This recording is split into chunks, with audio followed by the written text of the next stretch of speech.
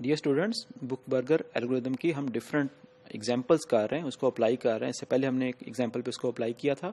Just आप main theme वो जहन में रखें कि आपने बेसिकली पेयरिंग करनी है। पेयरिंग करने के बाद उसके एस पॉलिनोमियल कंप्यूट करने हैं, और उसके बाद अगर सारे जो है रिड्यूस टू जीरो हो गए देन वी आर डन। और अगर वो रिड्यूस टू जीरो नहीं हो रहा, कोई नॉन जीरो आ रहा है, उसको भी हमने उस सेट के अंदर डाल देना है। नए पेयर्स बन जाएंगे उस नॉन जीरो के साथ। अब उस नॉन जीरो के तमाम के साथ में पेयर बनाने हैं और अगेन एस पॉलिनोमियल को कंप्यूट करना है।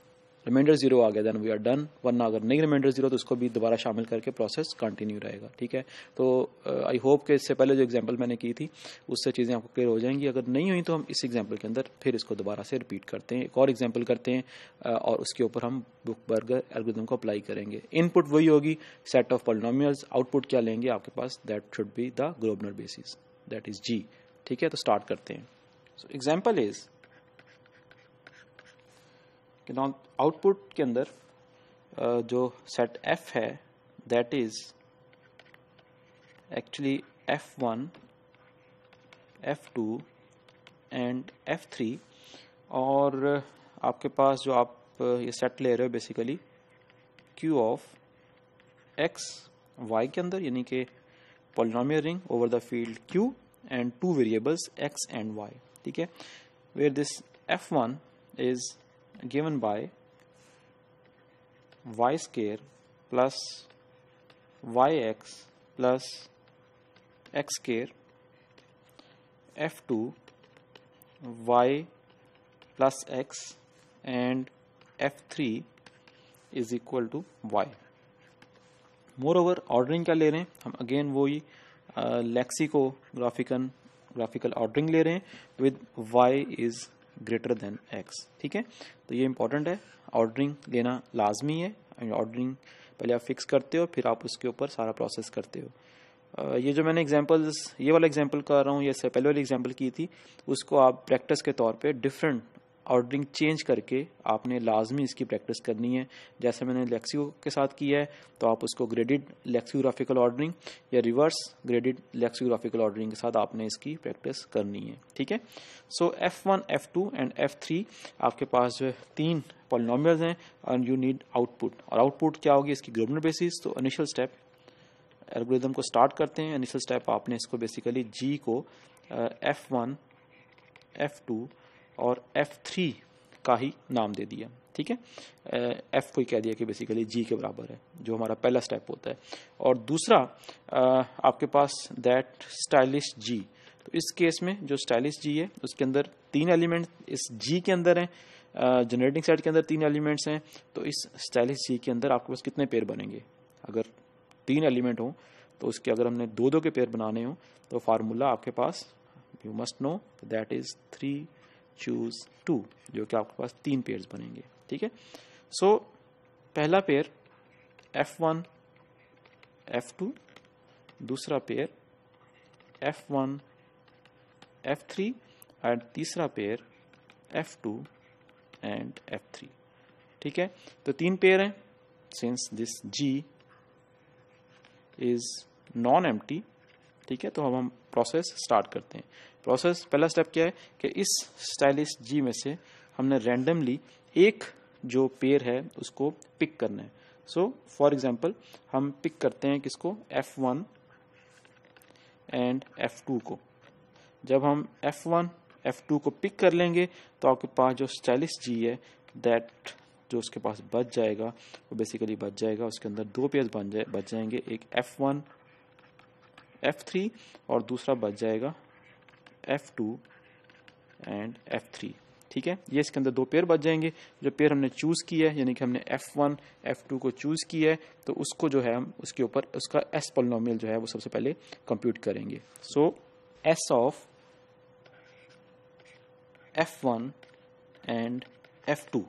So S of f1, f2 is given by okay f1 आपके पास y square plus yx plus x square, f2 आपके पास जो है वो आपके पास y plus x। So LCM तो of leading monomials of f1 and f2, इसका y स्केयर है, इसका y है, तो LCM में हम लार्ज पावर लेते हैं मैक्सिमम पावर लेते हैं वेरिएबल्स की y square and it is divided by leading monomial of f1 that is y square leading term sorry f1 और उसको मल्टीप्लाई करेंगे f1 के साथ और minus f same LCM divided by leading term of f2 which is y और उसको multiply करेंगे f2 के साथ। दिस इज इक्वल टू ये 1 आ गया, f1 आपके पास है y square plus yx plus x square minus ये y स्केयर के साथ y कैंसिल हो जाएगा, बाकी y बचेगा, उसको मल्टीप्लाई करेंगे f2 के साथ that becomes minus y square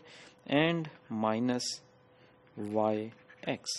ठीक है, तो ये फर्स्ट टर्म कैंसिल हो गई है, फर्स्ट टर्म का कैंसिल होना लाजमी है, लेकिन यहाँ पे हमें बोनस मिल रहा है, बोनस इन द सेंस कि yx और माइनस yx भी कैंसिल हो रहा है। तो वापस आपके पास क्या बचा, that becomes only x square. यहाँ पे मैं f3 भी लिख दूं, f3 आपके पास y है। ठीक है, तो s ऑफ f1 f2 जो है दैट इज x स्केयर।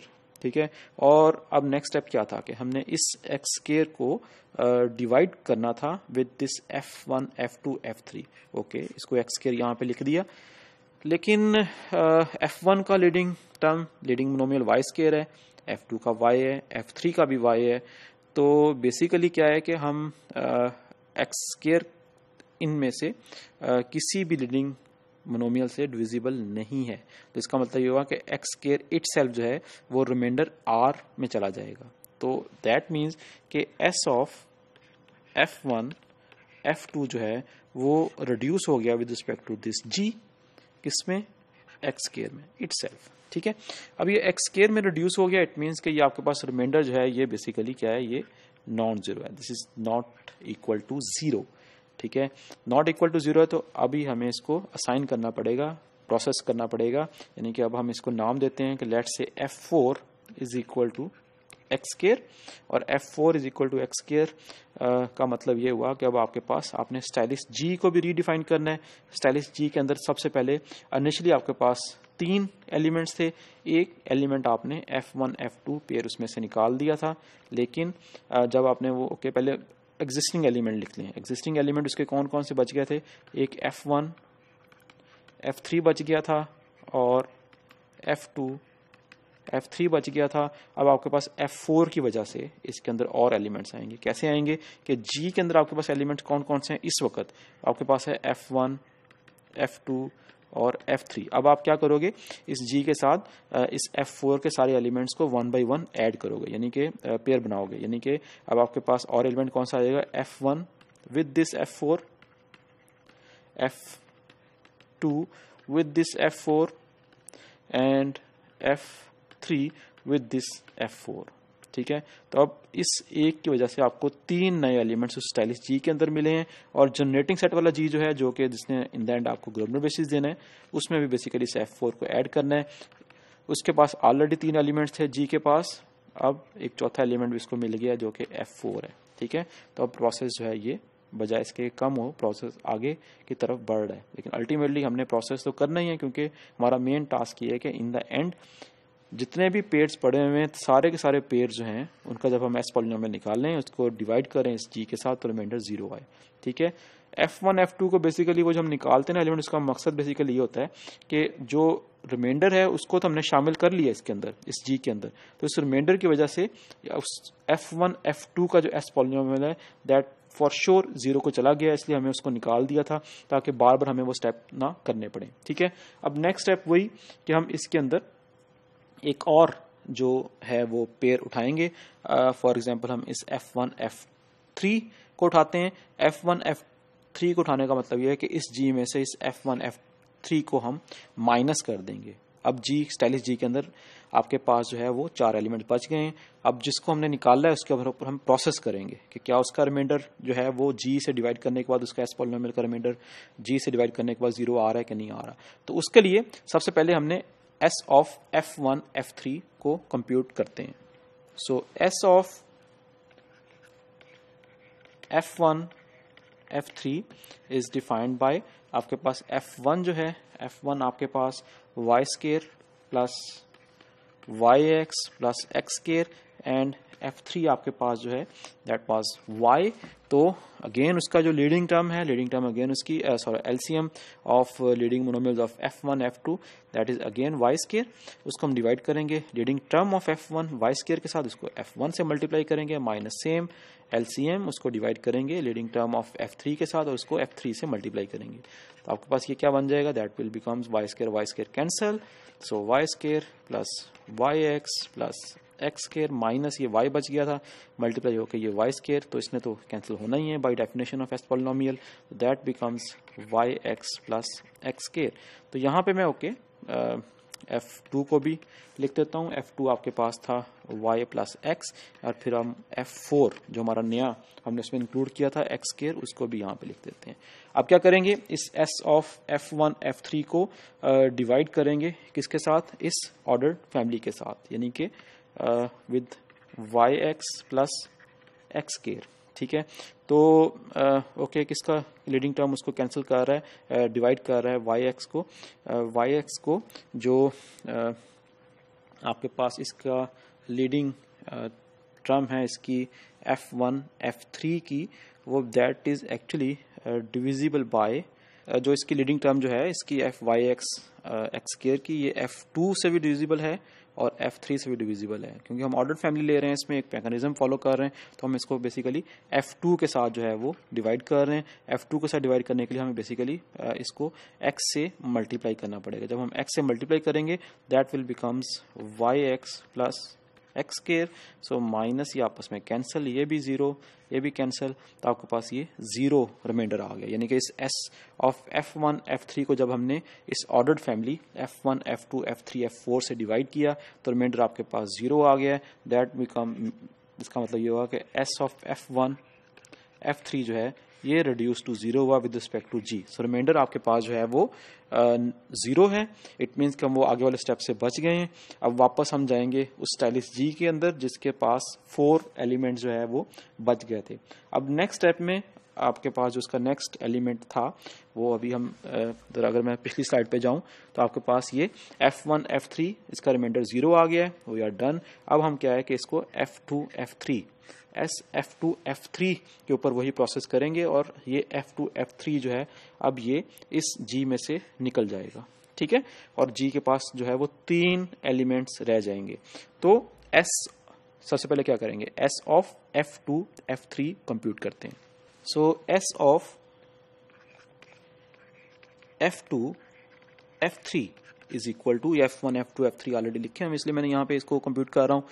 तो S ऑफ F2 F3 के लिए सबसे पहले लीडिंग टर्म्स ऑफ F2 वो आपके पास y है और लीडिंग टर्म ऑफ F3 वो भी आपके पास y है, तो उनका एलसीएम भी y आएगा। सो y ओवर y और साथ में इसको मल्टीप्लाई कर रहे हैं आप F2 के साथ और minus again y over y और इसको मल्टीप्लाई कर रहे हैं आप F3 के साथ। तो बाय डेफिनेशन ये 1 that will becomes y plus x minus y, ये कैंसिल हो गया और आपके पास S ऑफ F2 F3 जो है that is equal to x only.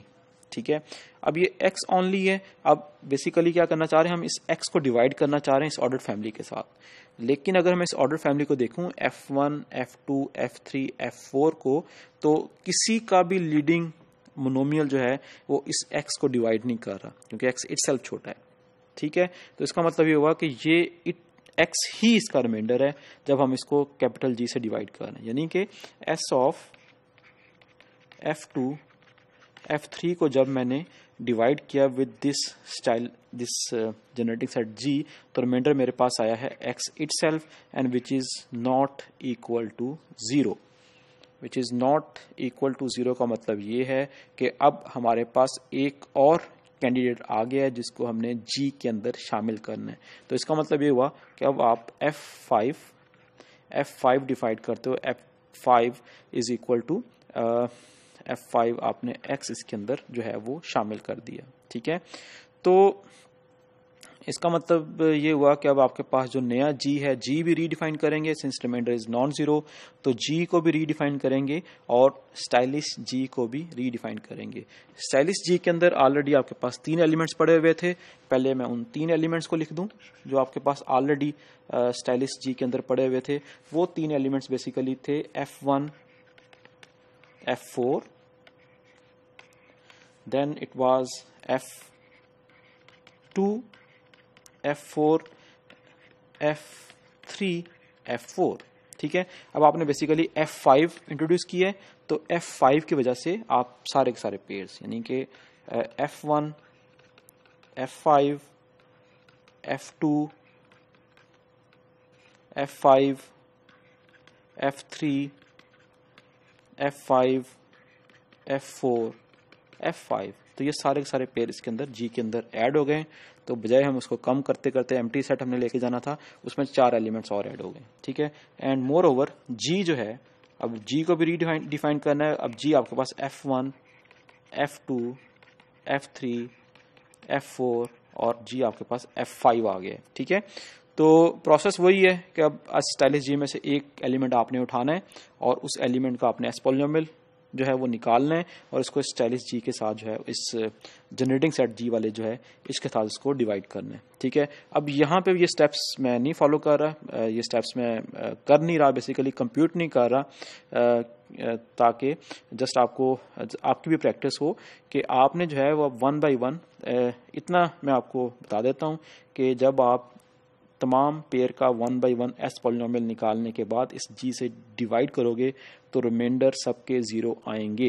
यानी कि F1, F4 इसका एस पॉलिनोमियल निकाला, उसको G से डिवाइड किया, रिमाइंडर 0। F2, F4 का एस पॉलिनोमियल निकाला, इस G से डिवाइड किया, रिमाइंडर 0 एंड सो ऑन। तो अल्टीमेटली 1 बाय 1 ईच स्टेप में कहीं भी आपको नॉन जीरो रिमाइंडर नहीं मिलेगा, नया एलिमेंट ऐड भी नहीं होगा इस G के अंदर भी और स्टाइलिश G के अंदर भी। तो अल्टीमेटली 1 बाय 1 सारे स्टेप इसमें से एलिमेंट निकल जाएंगे। तो in the end stylish G जो है वो एम्प्टी सेट हो जाएगा और हमारा जो एल्गोरिथम है वो स्टॉप हो जाएगा। और एल्गोरिथम स्टॉप होने का मतलब ये है कि ये जो आपकी आउटपुट है, this G is equal to F1, F2, F3, F4, F5 is our required Grobner basis, ठीक है। मैं फिर बता दूं कि ये स्टेप्स बेसिकली आप लोगों ने करने हैं, आपने प्रैक्टिस करनी है। ये तो मैं यहाँ पे नहीं लिख रहा, मैंने आपको 3 लूप्स इसके चला दिए थे, बाकी लूप्स आपने खुद से चलाने हैं, लेकिन रिजल्ट मैंने आपको बता दिया है कि रिमाइंडर अभी इन तमाम पेयर्स के साथ रिमाइंडर नॉन जीरो नहीं आएगा। तो आई होप कि इन 2 एग्जांपल्स के बाद आपको बुक बर्गर एल्गोरिथम जो है वो अप्लाई करना आ गया होगा।